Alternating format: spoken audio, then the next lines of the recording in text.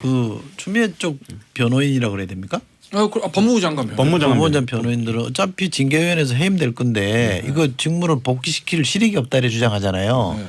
그럼 징계위는 아직 안 열렸는데 결론이 나와 있어요? 그래서 그게 사실은 이호평 변호사가 그게 말이 돼요? 한 거지. 그게 말이 돼요? 너무 나간 그럼 거예요. 징계를 왜 열어요? 그러니까 이제 아주 이옥형 변호사 쪽을 편을 하나 들어드리면 내가 왜 편을 드는 거지 근데 편을 하나 들어드리면 이런 거 있어요. 그러니까 예를 들어서 징계가 해임도 있고 면직도 있고 제일 약간 감봉도 있거든요. 그러니까 감봉이 나오면 직무는 복귀해도 월급만 깎이는 거잖아요. 네. 그러니까 어차피 직무는 복귀가 되니까 그러니까 이게 소위 이익이 없다. 반드시 해임을 염두에 둔 거 아니다. 뭐 이렇게 법리적으로 해석할 수는 있는데 그래도 이 중차대한 사건의 변호인이 나와서 굉장히 오해 살 수 있는 그러니까 나쁘게 말하면 윤 총장을 지지하는 측에서 시비를 붙을 수 있는 그런 말을 던진 건 맞는 거죠. 그러니까 어떻게 해야 되냐면 전 윤 총장 지지 안 해요. 그러니까 예를 들면 그러니까 그거를 근데 굉장히 이상해요. 이철희의 정치쇼. 지금 감찰위원회 회의 열리고 있죠. 10시부터 시작됐죠. 감동범 위원장하고 6명 정도 참석을 했는데 아마 뭐 전체 올해 몇 명이에요? 총 6명 정도 참석을 하는 걸로 아니 알고 있습니다. 전체 구성되어 있는 사람 9명. 9명이에요? 그래서 3분의 2 6명이 큰 거 도와줬다 지금.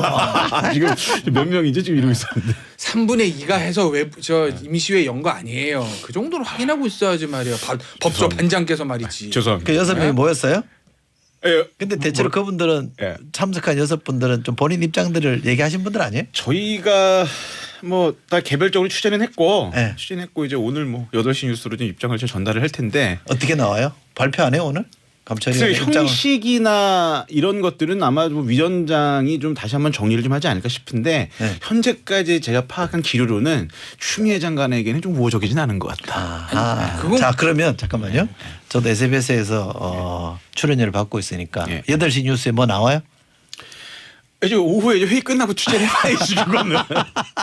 그러니까 우리가 사전에 기류를 파악한 왜 거랑 갑자기 꼬리를 내려워?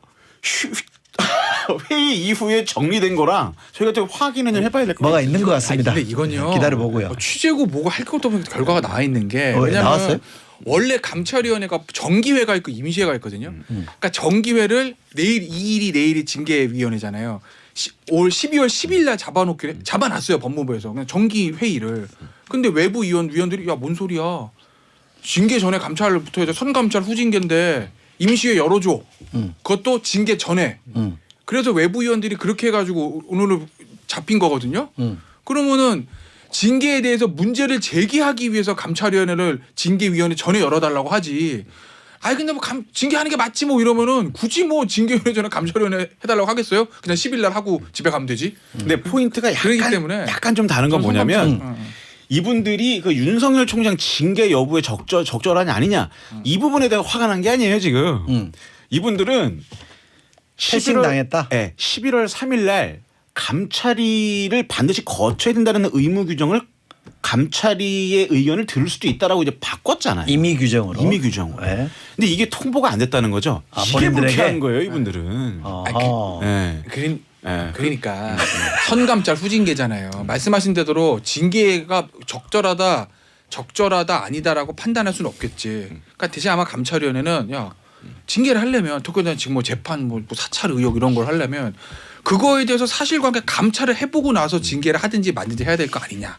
근데 그거에 대해서는 감찰을 아예 안 한 거잖아요. 지금 뭐 예를 들면 무슨 뭐 언론사 사주 만나고 이런 거는 저기 뭐 평검사도 둘이 뭐 문건 두고 갔다 오고 이런 형식으로 있었는데 재판부 불법 사찰 의혹에서는 아무것도 없었거든요.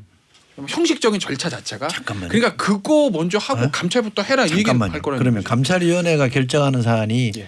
감찰을 할지 말지를 결정하는 거예요. 아니면 감찰의 결과로 나온 것에 대해서 확인을 해주는 거예요. 이건 두 가지를 다 하겠죠. 두 가지 다 하는 거예요? 두 가지를 다 하겠죠. 두 가지 다 패싱 당했네. 다 패싱 나간 거죠 지금. 네. 그 그분들 왜 그러고 있어요? 그래서 위원장이 제가 알기로는 위원장이 굉장히 강성 입장으로 좀 알려져 있고, 근데 이제 이 발언이 얼만큼 이제 공식적 입장으로 나올 것이냐, 이 부분 저희 좀 지켜봐야 될 부분이죠. 알겠습니다. 네. 분위기는 그렇고. 상당히 험악합니다. 오늘 나오긴 나오죠. 나옵니다 오늘. 네. 예. 나오긴 나오고. 그다음에 어제 행정법원에서 예. 집행정지. 신문했잖아요. 예. 그러니까 이제 윤석열 총장이 직무 정지를 중단시켜 달라, 예. 원상 회복시켜 달라는 소송을 냈고 가처분 소송 그러니까 가처분 판결을 내는 거죠. 네. 어제 신문 했는데 왜 결과가 안 나와요? 그 이제 징계위원회가 2일이잖아요. 2일날 이게 가설이지만 2일날 징계 여부 중징계가 예상된다라고 했을 때 어쨌든 징계의 효력 여부를 판단하려면 아마 징계위 전날은 나올 거다. 그래서 그 전에 나와야 되는 거 아니야? 오늘 오후쯤에는 나오지 않을까 조심스럽게 전망을 하고 근데 사실 결정문을 써야 되잖아요. 근데 생각보다 1시간 신문했으니까 금방 끝났네 그러면 뭐 어제 나왔어야 되겠네라는 판단보다도 결정문을 쓰는데 이제 판사의 고민이 또 굉장히 고민될 거 아닙니까 사실은. 어디로 난대요? 현재 아니요 그건 잘 모르겠는데 여러 가지 변수가 있죠. 근데 제가 법원의 판례라는 것만 좀 알아두시고 넘어갈 뻔했는데. 예. 법조계의 일단 평가들은 저희가 이제 판사 출신 분들 좀 많이 좀 여쭤봤는데 기각이 나오기는 법원이 좀 부담스러울 거다 이런 의견은 좀 기각이 많더라고요. 뭐예요? 그러니까 집행정지 윤 총장이 있는 집행정지를 기각을 하면 법원이 좀 많이 부담스러울 거다. 왜냐하면 현재 상태에서 이제 쟁점 붙은 게 뭐냐면 이게 징계라는 게 명확히 혐의가 드러나지도 않았고 실제로 징계를 이끌어가는 과정에서 감찰 과정에서 조사도 제대로 이루어지지 않았고 통보도 이루어지지 않았고 절차적 허점들이 많은데 이대로 징계를 진행하는 건 부당한 거 아니냐라고 이제 절차적 문제를 제기했단 말이에요. 근데 이 문제에 대해서 법원이 다 탄핵을 하고 그냥 기각을 해버린다. 선례를 남긴다는 건 법원 입장에서도 향후 다른 재판들을 감안했을 때 좀 부담스럽다. 이제 이런 의견을 얘기를 하시는 거예요. 그리고요. 그 추미애 쪽 변호인이라고 그래야 됩니까? 법무부 장관 법무장 변호인들은 어차피 징계위원회에서 해임될 건데 이거 직무를 복귀시킬 실익이 없다 이래 주장하잖아요. 그럼 징계위는 아직 안 열렸는데 결론이 나와 있어요? 그래서 그게 사실은 이옥형 변호사가 아주 그게 말이 말실수한 돼요? 거지. 그게 말이 돼요? 너무 나간 거예요. 그럼 징계를 왜 열어요? 그러니까 이제 아주 이옥형 변호사 쪽을 편을 하나 들어드리면 내가 왜 편을 드는 거지 근데 편을 하나 들어드리면 이런 거 있어요. 그러니까 예를 들어서 징계가 그러니까 해임도 있고 면직도 있고 제일 약간 감봉도 있거든요. 그러니까 감봉이 나오면 직무는 복귀해도 월급만 깎이는 거잖아요. 네. 그러니까 어차피 직무는 복귀가 되니까 그러니까 이게 소위 이익이 없다. 반드시 해임을 염두에 둔 거 아니다. 뭐 이렇게 법리적으로 해석할 수는 있는데 그래도 이 중차대한 사건의 변호인이 나와서 굉장히 오해 살 수 있는 그러니까 나쁘게 말하면 윤 총장을 지지하는 측에서 시비를 붙을 수 있는 그런 말을 던진 건 맞는 거죠. 그러니까 어떻게 해야 되냐면 전 윤 총장 지지 안 해요. 그러니까 예를 들면 그러니까 그거를 근데 굉장히 이상해요. 드라이하게 만약에 결과가 어떻게 될지 모르지만 가정적인 단서를 만약에 해임이나 면직이나 이런 중징계가 나오면 이건 실익이 없는 거 아니야? 뭐 이런 식으로 좀 피해 갔어야 되는데 그걸 단정적으로 마치 해임이나 면직이 나올 수 있는 것처럼 오해 살 수 있게 대놓고 얘기를 해가지고 좀 비판을 받는 거죠. 앞에서 이루어진 행위에 대한 적법 여부를 따지는 것이 뒤에서 이루어질 것에 대한 결과를 연동시켜서 판단하는 것 자체가 문제 아니에요? 판결은 그렇게 하면 안 되는 거 아니에요? 그렇게 하면 안 되죠. 그래서 저는 그러니까 변론 전략이 좀 틀린 것 같은데. 저는 어떻게 생각했냐면 처음에는 법원이 굉장히 부담스럽기 때문에 신문기일도 늦게 잡고 그렇지 뭉갤 거라고 네, 생각했잖아. 뭉갤 거라고 생각했잖아요. 왜냐면 법원 왜 정치 한복판에 우리가 들어가? 여기가 편레네. 예. 뭉갤 거라고 생각했는데 바로 잡아버렸어요. 그 얘기는 뭐냐면 원칙대로 하겠다는 얘기거든요. 원칙대로 하겠다는 얘기는 뭐냐면 야 2일날 징계에 해임이 되든 면직이 되든 감봉을 난 모르겠고 나는 결정 내릴 거야. 예를 그렇지. 들어서 오늘 그렇지. 결정 내려서 집행정지 받아들였다. 그리고 내일 해임됐다. 그러면은 단 하루 복귀하는 거거든요.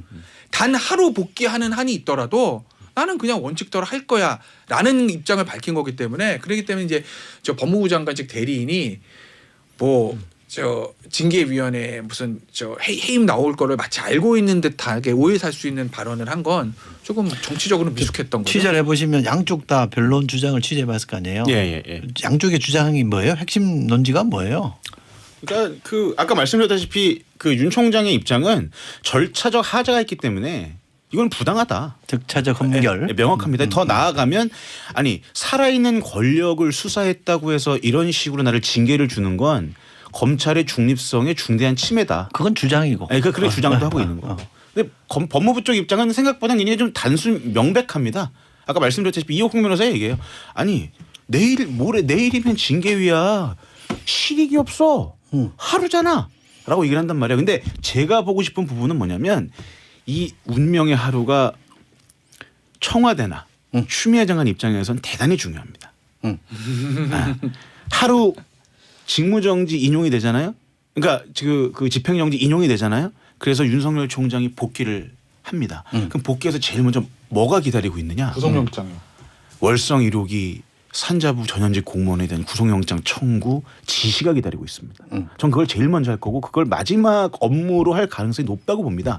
근데 현재 흐름상 보면 이건 뭐 저희의 그냥 사실관계만 나열을 하면 참 이상한 건 뭐 야 이거 좀 영장 좀 보강해라고 해서 두세 차례 총장이 지시를 내서 24일 날 최종 의견서가 올라왔다는 거거든요. 그래서 총장이 보기 직전에 장관께서 직무정지를 발표했다는 거죠. 그래서 이거를 오다를 못 주고 집으로 가셨다는 거 아니에요? 그래서 야, 이 사건이 얼마나 예민했으면 이 사건 그러면 이 영장 청구를 막기 위해서 직무정지 강행한 거 아니야? 이렇게 보는 검찰의 시각이 일단 팽배한 건 사실입니다. 약간 소설 같은데? 아니 그러니까 저도 이제 뭐 사실관계를 갖고 이제 검찰의 말을 인용해서 설명을 드리는 건데 왜 그러냐면 네. 뭐 소설일 수도 있어요. 네. 근데 이제 우리가 이해할 수 없는 조치들이 나오면 왜 그러지 하고 배경을 찾기 마련이거든요. 그렇죠. 그 배경을 찾는 과정에서 이해가 안 되면 막 소설도 쓱 있고 뇌피셜 나오는 거예요. 근데 제가 여기서 오늘 소설이라는 단어 쓰면 안 되구나. 네. 말 잘못했다. 소설가들이 화내신다고. 추미애 장관 소설 쓰고 있는. 죄송합니다. 근데 이런 거죠. 제가 여기서 그 재판부 불법 사찰 의혹이요. 이게 불법 사찰이 맞다 아니다라고 제가 여기서 그 얘기는 안 하겠습니다. 그건 근데 문제는 뭐냐면 아까 말한 절차거든요. 그러니까 예를 들어서 제 법무부 입장에서 야 이거 불법 사찰 맞는 것 같은데 뭐 그렇게 생각했다고 합시다. 그러면은 이걸로 감찰해야 되겠는데? 그러면 최소한 예전에 다른 거 가지고 처음에 감찰하려고 그랬었잖아요. 뭐 박은정 담당관 메신저로 언제 감찰하고 그런 절차라도 거쳐야 되는 건데 아무것도 안 하고 3일 만에 갑자기 징계. 별건 감찰이야? 그러니까 별건이고 뭐가 아예 시도도 안 했잖아요. 갑자기 야 징계 직무정지. 근데 딱 보니까 이거 뭐야? 재판부 사찰 의혹이 있어. 이 부분에 대해서는 이거에 대해서 당신을 감찰할 겁니다. 그래 감찰 받으세요. 이런 형식적인 절차조차 안 거쳤거든요. 너무나 급하게. 그러면 나중에 모든 법조인들과 야권에서 절차적 위법성을 따질 거라는 걸 알고 있음에도 불구하고 왜 그렇게 무리해서 절차를 하나도 지키지 않고 재판부 감찰 의혹을 들고 나서 확 징계를 밀었느냐. 이게 이해가 안 되잖아요. 그렇게 급하게 뭐 일주일 더 늦게 한다고 큰일 나는 것도 아닌데. 그러니 아까 이제 이한석 기자 얘기했던 것처럼 뭐 소설일 수도 있고 뇌피셜일 수도 있는 그런 얘기들이 나오고 있는 거죠. 알겠습니다. 근데 이상한 건 정말 이상해요. 제가 봐도 특히 박은정 감찰 담당관 이종근 대검 형사부장의 이제 아내인데 절차가 굉장히 무리수를 많이 두고 있는 건 사실입니다. 절차상 굉장히 무리수를 많이 두고 있어요. 협조를 안 해줘서 할 수 없이 그런 건 아니에요? 아니 그래서 그런 의구심이 있었지만 일요일 날 이정화 검사 법무부의 이제 파견 검사로 있던 이정화 검사가 이제 뭐 폭로글을 올렸잖아요. 근데 본인이 윤 총장 야 이거 위법사안이 아닌 것 같은데 갑자기 이거를 넘겨버리면서 자기가 의겼던 보고서를 삭제했다 뭐 이런 폭로도 나왔고 물론 박은정 담당관은 사실이 아니라고 부인하고 있습니다만 여러 가지로 내부적으로 이제 검사들 그 형사소송법이나 국회법이나 대부분의 법 조항들은 절차법이거든요. 근데 절차에 대단히 민감한 거예요. 그러니까 공무원을 하는 거죠. 근데 그러면 질문 하나 드리면 밑에 사람이 이제 검토해서 보고서 올리면 위에 사람이 판단해서 넣고 빼고 하는 건 그 사람의 재량권 아니에요? 재량권이라면 최상급에 있는 유역 감찰관이 그걸 수용을 해야 되겠죠. 유역 감찰관은 뭐 떨어져 있다면서요? 유역 감찰관이 어쨌든 보고 체계 안에 있는 건데 유역 감찰관도 지금 이 문제에 대해서 굉장히 좀 부정적으로 반응한다는 자발적 거잖아요. 패싱이라는 술도 있더만요. 그분은. 그래서 뭐 그 부분에 대해서는 뭐 제가 언급할 영역은 아닌 것 같고. 제가 사실은 이정화 검사에 그래서 모든 언론은 나는 직권남용죄 안 된다고 그랬는데 빼서 여기 이제 집중했거든요. 근데 아주 좀 드라이하게 보면 소장님 말씀하신 대로 직권남용이 되냐 안 되냐 법리적인 판단은 법조인마다 다를 수도 있다고 봅니다. 근데 제가 이정화 검사가 이 프로에서 올린 글에서 중요하게 봤던 건 뭐냐면 모든 거를 법리 판단을 하기 앞서서 먼저 선행될 건 사실관계 확정이거든요. 이정화가 뭐라 그러냐면 나 이거 검토할 때 내가 받은 거 문건 하나 우리가 본 문 그다음에 전달 경로 그건 뭐냐면 성 부장이 만들어서 윤 총장한테 보고서 윤 총장은 심 부장한테 줬 지금 심 국장한테 줬다. 이 플로우 우리 다 알고 있는 거 그거 말고 나는 받은 게 없어 사실관계를. 그게 뭐냐 사실은 이게 직권남용이 되냐 안 되냐 총장의 징계 사유냐 아니냐를 보기 위해서 제일 먼저 선행돼야 될 게 성부장의 조사예요. 너 왜 작성했냐? 이거 작성한 총장이 뭐라고 시켰냐? 그다음에 그거 받은 심국장 불러가지고 총장 너한테 주면서 뭐라고 그랬어? 요거를 사실관계를 다 해놓고 그다음에 총장을 뭐 징계를 하든 수사를 해야 되는데 그게 아무것도 안 되고 문건 하나 달랑 가지고 시작했다는 게 이종환 검사의 얘기거든요. 저는 거기에 포커스를 맞췄다는 거죠. 그렇다고 보면 이게 총장이 뭐 진짜 만약에 불법 사찰했으면 감옥 가야죠. 근데 그런 거를 판단하기 위한 사전 조사 자체가 아무것도 안 돼 있다. 그러니 절차적 위법성 문제가 나오는 거고 네. 오늘 아마 강제집행정신처 저도 아마 총장 손을 들어줄 거라고 보는데 뭐 회복할 수 없는 손해 뭐 이거 다 떠나서 결정문을 쓸 때 절차의 위법성의 문제를 법원이 지적을 하잖아요. 그럼 이건 추 장관으로서 엄청난 타격이에요. 알겠습니다. 또 하나 얘기 질문 드릴 게 있는데 추미애 장관의 이른바 뭐 핵심 측근이라고 분류되는 분들이 있잖아요. 조남관 대검 차장 이분이 이제 직전 검찰국장 법무부 검찰국장을 했던 분이고 이성윤 서울중앙지검장 심재철 현 검찰국장 전 대검 반부패부장 이 세 분인데 그렇죠. 조남관 대검 차장은 지금 총장 권한대행인데 그렇죠. 장관님 한 발 물러서십시오 이런 입장을 냈잖아요. 왜 이런 거예요? 갑자기 난 이해가 잘 안 되는데. 이제 저는 그 발언이 좀 의미가 있다고 보는 게 총장이건 장관이건 조직의 수장이 되려면 조직 구성원들의 마음을 얻어야 됩니다. 그런 마음을 얻지 않고서 그냥 제도적인 개혁만 한다고 해서 검찰 개혁이 이루어지지 않는다. 저는 이 말이 좀 와닿다고 생각을 하는데. 잠깐만요. 거기서 잠깐만 제가 약간의 반론해서 같이 답변 주시면 좋겠는데 검찰이든 어느 조직이든 자기 기득권 내놓으라고 하는데 흔쾌히 동의하는 개혁이라는 게 가능해요? 물론 불가능하겠죠. 근데 여기는 이제 곁들여서 답해 주세요. 여기 이제 기득권과 개혁의 문제는 조금 다른 문제인 것 같아요. 지금의 싸움은 지금의 논쟁은 검찰 개혁의 기득권을 내놓고 안 내놓고의 문제는 아닌 것 같고 윤석열 총장에 대한 현 정부의 징계 절차 이게 좀 부적절한 것 아니냐라는 부분에 대한 검사들의 좀 의견 아니겠습니까? 그러니까 기득권이란 부분으로 넘어가면 이건 조금 제가 볼 때는 좀 잘못된 쟁점인 거고. 저를 지금 비판하신 거죠? 아니요. 비판이라기보다는. 근데 조남관 권한대행의 그 발언은 좀 의미가 있죠. 어떤 사실은 의미예요? 하루 버텨봐 하루 일해봤는데 야 이게 검사들이 말을 안 듣는 거지. 그러니까 너무 힘든 거야. 영이 안 서. 영이 안 서. 야 이거 큰일 났다. 어떻게 해야 되냐. 장관님 좀 물러섭시다. 그러니까 그 말은 굉장히 진정성이 있는 아니 그럼 발언이다. 따로 만나서 해도 되잖아요. 왜 그걸 2%에 올려요? 검사들의 마음을 얻어야 되니까요. 마음 얻어서. 그 생각을 해보세요. 지금 차기 검찰총장으로 유력한 인물이 3명입니다. 네. 고기영 법무차관 네. 그리고 이성윤 서울중앙지검장 네. 그리고 조남관 조남관 권한대행 3명인데 이 중에서 만약 3명이 선명성을 갖고 경쟁을 한다고 생각했을 때 다 이미 추 장관의 직권으로는 거론돼. 그럼 이 중에서 검사들의 마음을 얻는 사람이 누가 되느냐? 조남관 권한대행이 선명성 작업에 들어간 거다. 이렇게 하면 추 장관의 마음은 잃었을 거 아니에요. 이렇겠지만 만약 이건 제 추측인데 어쨌든 검찰 개혁도 중요하지만 계속 일방적으로 이런 식으로 밀어붙일 거냐 이 정권에서 장관을 교체하든 총장을 교체하든 이제는 검사들을 안을 수 있는 그런 포용력 있는 검찰총장 필요하지 않겠느냐 이걸 보지 않겠습니까? 그런 측면에서 저는 승부를 던졌다고 보는 거고 그래서 댓글을 보면 얼마나 달콤 살벌한 얘기들이 나오는지 몰라요. 왜? 댓글 보면 뭐예요? 검사들이 지금 입장 표명 안 한 검사들이 10명이 안 됩니다. 심재철 검찰국장, 이성윤 서울중앙지검장 10명이 안 되는데 이분들한테 검사들이 실명으로 댓글을 뭐로 다냐면 선배님들 지하철역이 있는데 부역 다음엔 징역입니다. 막 이런 댓글들이 달린단 말이에요 지금. 부역 다음에 징역이라고. 부역 다음에 징역입니다. 막 그게 그 검사가 할 얘기예요? 그러니까 이렇게 분위기가 지금 살벌하게 지금 움직이고 있는 이런 상황이기 그러니까 때문에 검찰주의자라는 소리 듣지. 저는 조남관 권한대행의 그 발언 저는 본인이 차기 대권까지도 염두에 둔 발언이 아닌가 이렇게 생각을 하고 있습니다. 그렇게 보세요? 어제 조남관 저 차장의 글로써 다음 차기 총장은 정해졌다. 조남관이다. 그래? 청와대에서도 본인 쉽게 얘기하면 본인 사람들 중에서 검찰에 그래도 지금 다 잡을 수 있고 좀 아우를 수 있고 수습할 수 있는 사람 이성훈 지검장이 지금 총장 가면 되게 근데 역으로 안 될걸요? 역으로 뭐 만약에 청와대가 인사에 개입한다면 인사 개입 다음 총장을 그러니까 어쨌든 임명하는 한다면 결격 사유가 생긴 거 아니에요? 저 사람 못 믿겠다 이러지 않을까?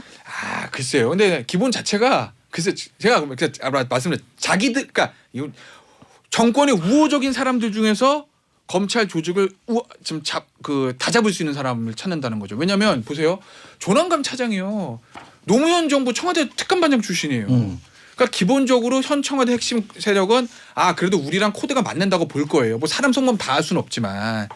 그리고 그리고 지금 결정적인 워낙 순간에 돌아서 버렸는데 글쎄 이거를 돌아섰다. 굳이 얘기하면 배신했다고 생각할까? 전 그렇게 생각합니다. 배신 아니에요? 글쎄 전 그렇게 안 보여요. 저는 어쨌든 다음 총장은 조남관 총장으로 됐다. 그래요? 왜냐하면 지금 만약 이성윤 중앙지검장 총장을 올리잖아요. 이 검찰 더 시끄러울 겁니다. 예측하신 거죠 두 번 다? 쉽게 잡고 다음 네. 총장은 조다. 아니요, 조모다. 저는 조모다. 조가 될 거다라기보다는 조가 승부수를 던졌다. 전 조다. 여기는 한 발 물러섰고 네. 알겠습니다. 1470번 쓰시는 문자 주셨습니다. 왜 추 장관만 한 발 물러나야 할까요? 윤 총장도 물러설 수 있을 텐데요. 저는 물러날 때라고 봅니다. 예. 나가셔야죠. 4611번 쓰시는 분 문자 주셨습니다. 참 답답하네요. 대통령도 구속되고 장관도 수사받는 세상인데 검찰총장 가지고 시끄러워서 되겠습니까? 되겠습니까? 이거 좀 어떻게 좀 해보세요. 이렇게. 허허, 이래서 되겠어요?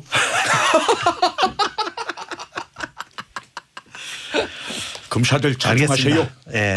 저희가 처음에 시작할 때 얘기했듯이 너무 오래 끄니까 네, 그럼요. 너무 거칠게 싸우니까 필요합니다. 그죠? 그러니까 이번 주 지나면 다음 주 좀 어떻게 끝날까요? 어떤 정리는 해야죠. 이거 언제까지 이거 가지고 좀 가겠어요? 더 갈 수도 있지 않을까요?